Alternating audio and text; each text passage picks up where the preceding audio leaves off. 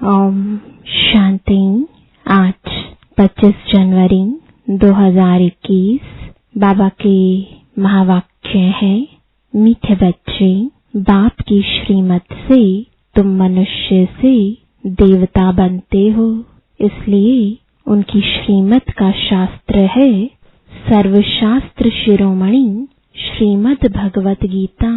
प्रश्न है, सतयुग में हर चीज अच्छे से अच्छी सतोप्रधान होती है, क्यों?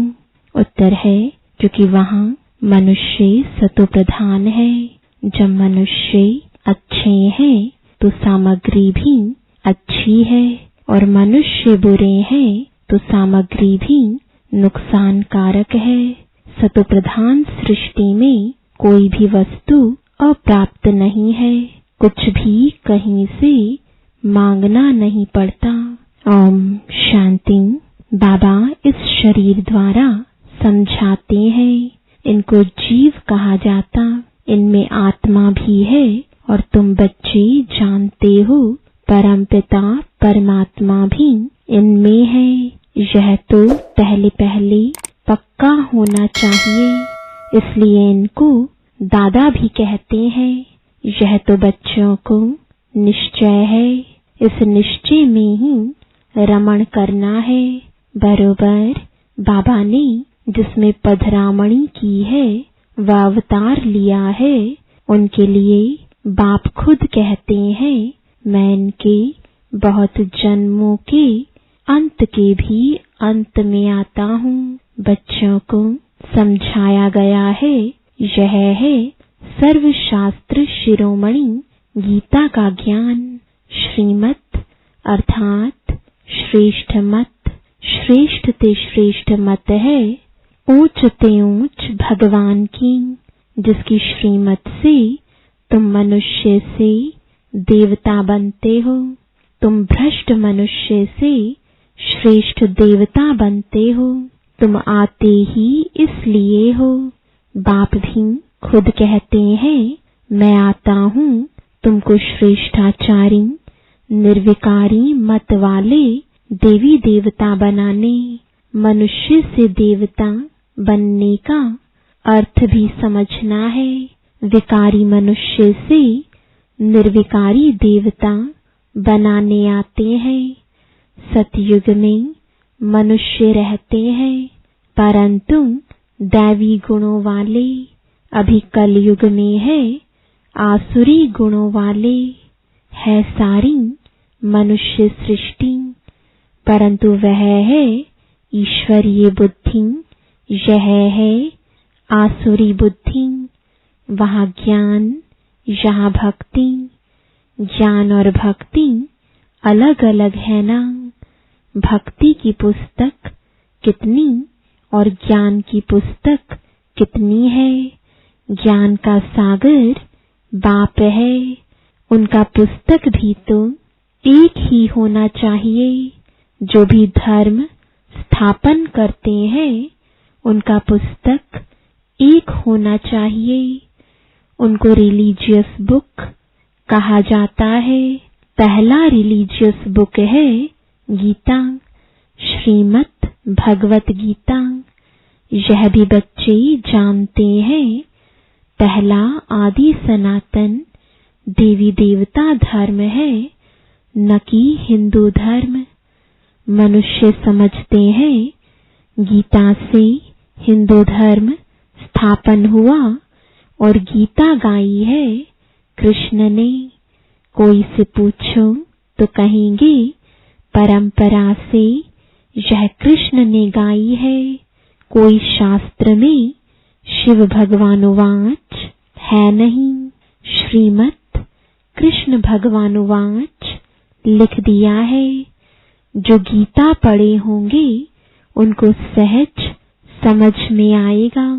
अभी तुम समझते हो, इस गीता ज्ञान से मनुष्य से देवता बने हैं, जो अभी बाप तुमको दे रहे हैं। राजयोग सिखा रहे हैं, पवित्रता भी सिखा रहे हैं।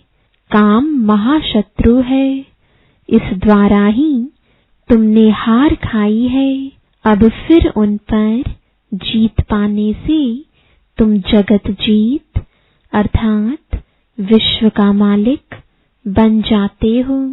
यह तो बहुत सहज है। बेहद का बाप बैठ इनके द्वारा तुमको पढ़ाते हैं। वह है सभी आत्माओं का बाप। यह फिर है बेहद का बाप मनुष्यों का। नाम ही है प्रजापिता ब्रह्मा। तुम कोई से भी पूछेंगे ब्रह्मा के बाप का नाम बताओ तो मूंझ पड़ेंगे। ब्रह्मा विष्णु शंकर है क्रिएशन। इन तीनों का कोई तो बाप होगा ना। तुम दिखाते हो इन तीनों का बाप है निराकार शिव। ब्रह्मा विष्णु शंकर को सूक्ष्म वतन के देवताएं दिखलाते हैं। उनके ऊपर है शिव। बच्चे जानते हैं शिव बाबा के बच्चे जो भी आत्माएं हैं उनको अपना शरीर तो होगा। वह तो सदैव निराकार परमपिता परमात्मा है। बच्चों को मालूम हुआ है निराकार परमपिता परमात्मा के हम बच्चे हैं। आत्मा शरीर द्वारा बोलती है परमपिता परमात्मा। कितनी सहज बातें हैं। इसको कहा जाता है अल्फ बे। पढ़ाते कौन है?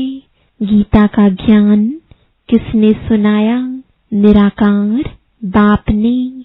उन पर कोई ताज आदि है नहीं। वह ज्ञान का सागर बीज रूप चैतन्य है। तुम भी चैतन्य आत्माएं होना।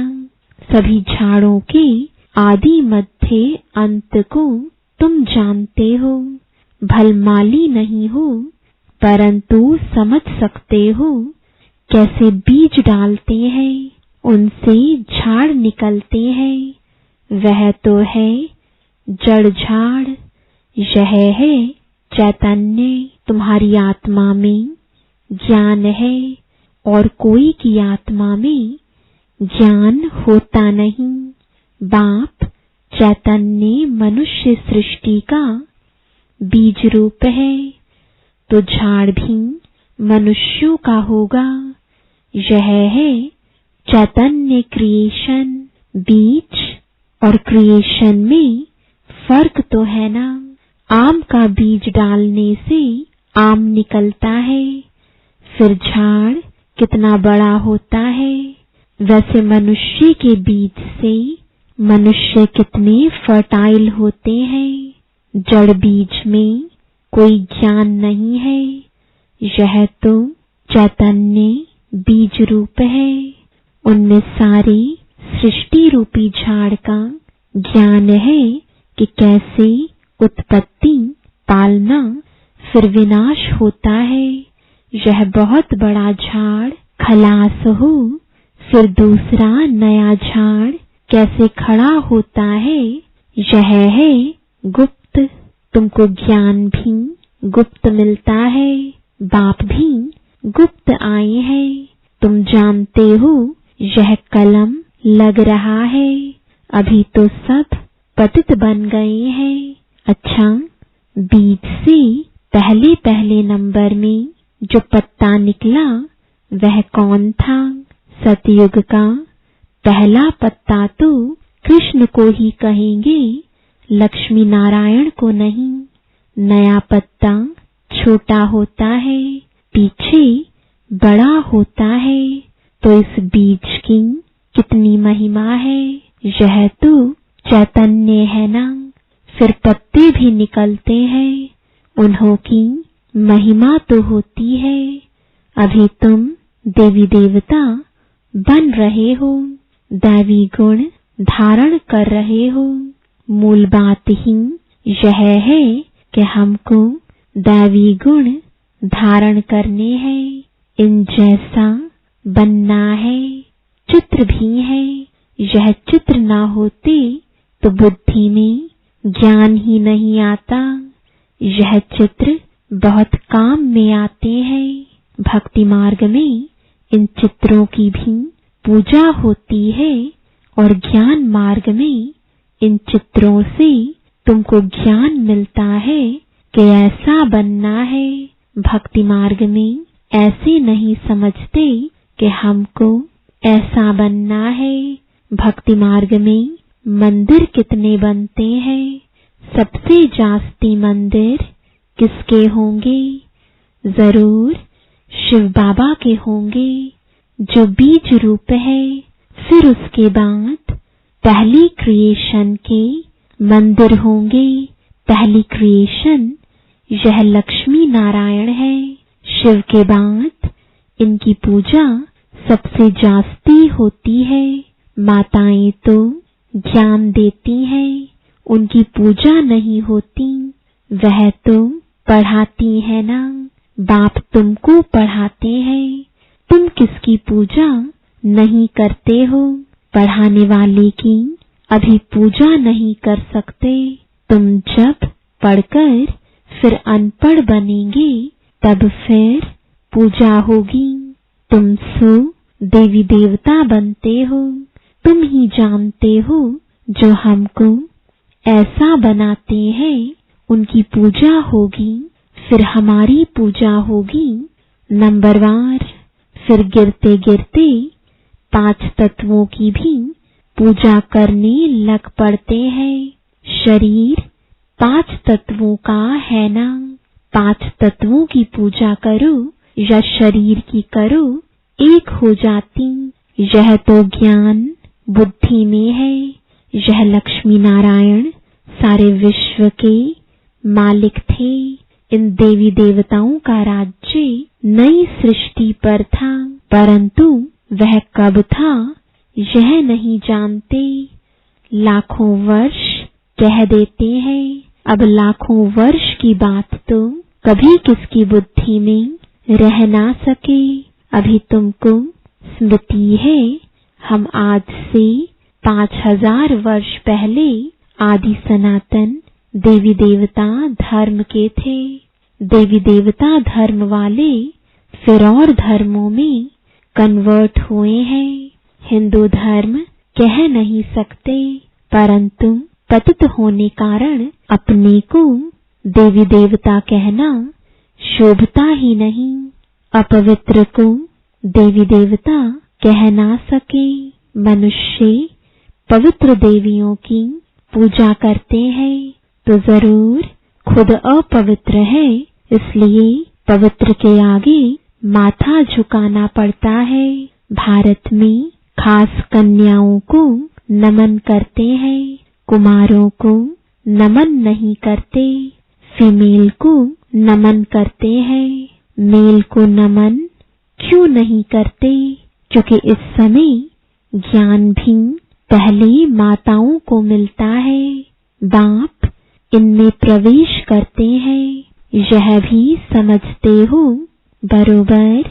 यह ज्ञान की बड़ी नदी है। ज्ञान नदी भी है, फिर पुरुष भी है।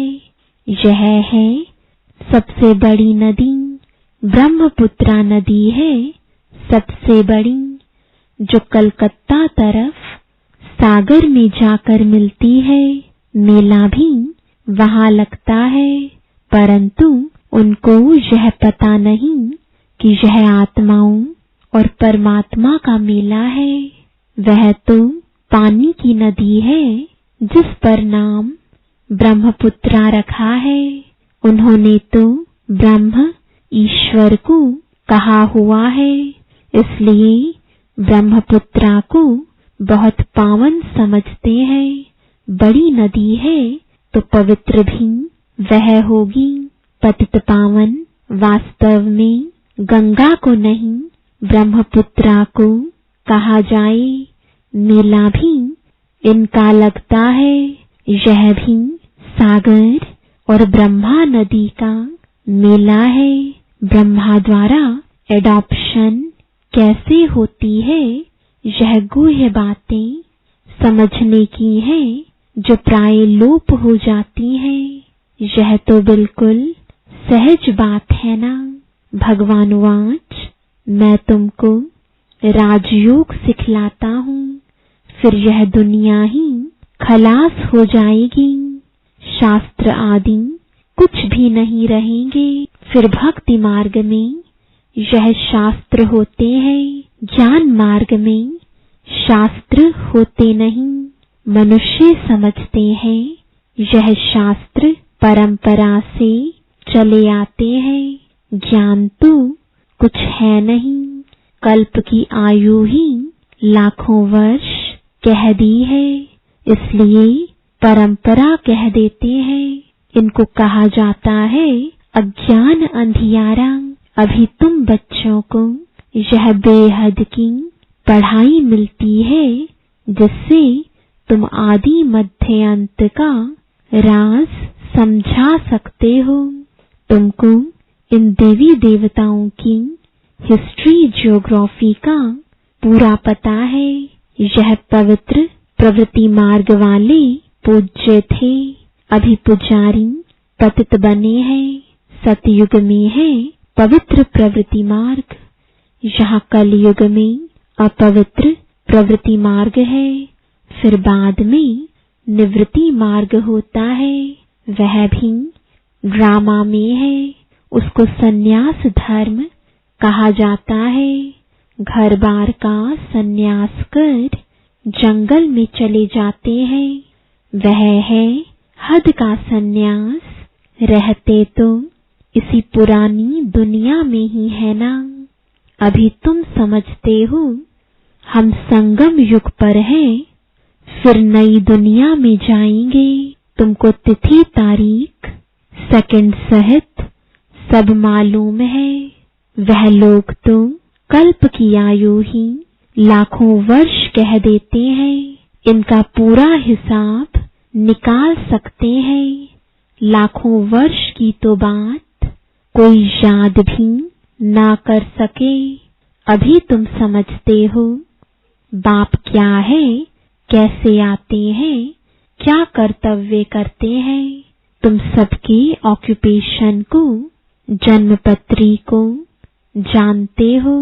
बाकी झाड़ के पत्ते तो ढेर होते हैं, वह गिनती थोड़े ही कर सकते हैं। इस बेहद सृष्टि रूपी झाड़ के कितने पत्ते हैं? 5000 वर्ष में इतने करोड़ हैं, तो लाखों वर्ष में कितने अनगिनत मनुष्य हो जाएं। भक्ति मार्ग में दिखाते हैं, लिखा हुआ है सतयुग इतने वर्ष का है, त्रेता इतने वर्ष का है, द्वापर इतने वर्ष का है। तो बाप बैठ तुम बच्चों को यह सब राज समझाते हैं। आम का बीज देखने से आम का झाड़ सामने आएगा ना। अभी मनुष्य सृष्टि का बीज रूप तुम्हारे सामने है। तुमको बैठ झाड़ का राज समझाते हैं, क्योंकि चैतन्य है। बताते हैं हमारा यह उल्टा झाड़ है। तुम समझा सकते हो जो भी इस दुनिया में है, जड़ व चैतन्य हूबहू रिपीट करेंगे। अभी कितना वृद्धि को पाते रहते हैं, सतयुग में इतना हो नहीं सकता। कहते हैं फलानी चीज ऑस्ट्रेलिया से, जापान से आई। सतयुग में ऑस्ट्रेलिया, जापान आदि थोड़े ही थे। ड्रामानुसार वहां की चीज यहाँ आती है। पहले अमेरिका से गेहूं आदि आते थे। सतयुग में कहां से आएंगे? थोड़े ही। वहां तो है ही एक धर्म, सब चीजें भरपूर रहती हैं। यहाँ धर्म वृद्धि को पाते रहते हैं, तो उनके साथ सब चीजें कम होती जाती हैं। सतयुग में कहां से मांगते नहीं है। अभी तो देखो कहाँ कहाँ से मांगते हैं। मनुष्य पीछे वृद्धि को पाते गए हैं। सतयुग में तो अप्राप्त कोई वस्तु होती नहीं। वहाँ की हर चीज सतोप्रधान बहुत अच्छी होती है। मनुष्य ही सतोप्रधान है। मनुष्य अच्छे हैं तो सामग्री भी अच्छी है। मनुष्य बुरे हैं तो सामग्री भी नुकसान कारक है। साइंस की मुख्य चीज है एटॉमिक बॉम्ब्स, जिससे इतना सारा विनाश होता है। कैसे बनाते होंगे?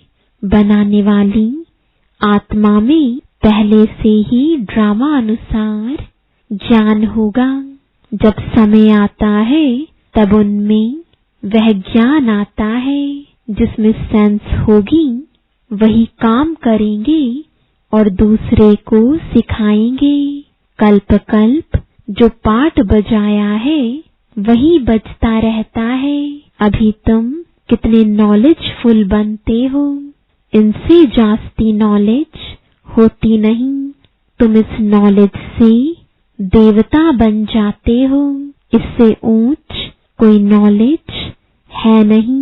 वह है माया की नॉलेज, जिससे विनाश होता है। वह लोग यानी साइंटिस्ट मून में जाते हैं, खोजते हैं।